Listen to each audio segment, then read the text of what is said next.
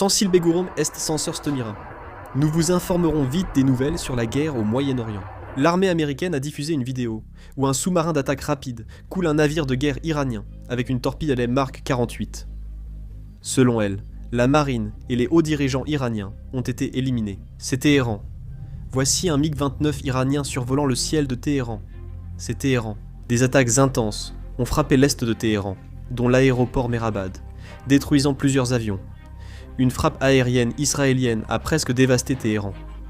À Bandar Abbas, le Shahid Soleimani a été gravement endommagé par un incendie. À Tel Aviv, une attaque iranienne a eu lieu.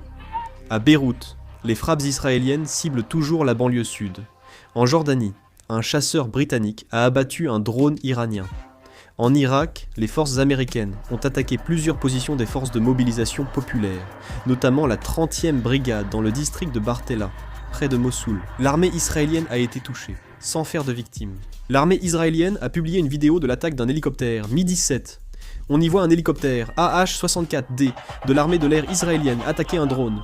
Shahed 136. L'armée de l'air israélienne a déclaré avoir tiré plus de 5000 missiles sur l'Iran depuis le début de l'opération, et que ses chasseurs renforcent leur supériorité aérienne, surtout autour de Téhéran. L'armée de l'air israélienne a diffusé une vidéo montrant la destruction du système de défense aérienne iranien à Téhéran depuis une rampe de lancement. La Turquie y enlève les débris des missiles guidés iraniens. Le ministre de la guerre Hegset a jugé inutile d'invoquer l'article 5 de l'OTAN concernant le missile tombé sur la Turquie. Il a aussi affirmé que la puissance militaire de l'Iran serait anéantie de façon irréversible. L'Iran a précisé n'avoir encore visé aucune ambassade israélienne, par respect pour plusieurs pays. En réponse à une question sur l'état actuel des négociations, le ministère iranien des Affaires étrangères a déclaré qu'il se concentrait actuellement sur la défense nationale. Il a également précisé que c'est les États-Unis qui ont fait échouer les négociations. Le Qatar envisage de fermer entièrement ses sites de GNL, selon 2 sources. Il faudrait environ 2 semaines pour relancer les opérations, puis 2 semaines de plus pour un retour à la normale. La marine omanaise a réagi à un rapport faisant état de l'attaque d'un cargo maltais par 2 missiles près du détroit d'Ormuz, selon l'agence de presse omanaise.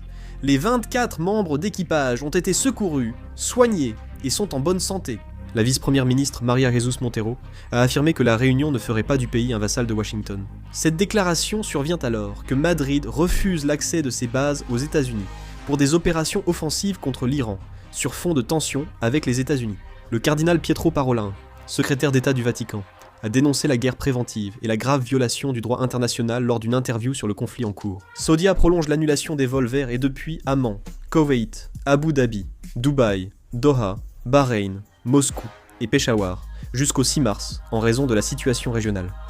Si de nouvelles informations arrivent, je ferai et publierai une nouvelle vidéo. Je termine ici, merci.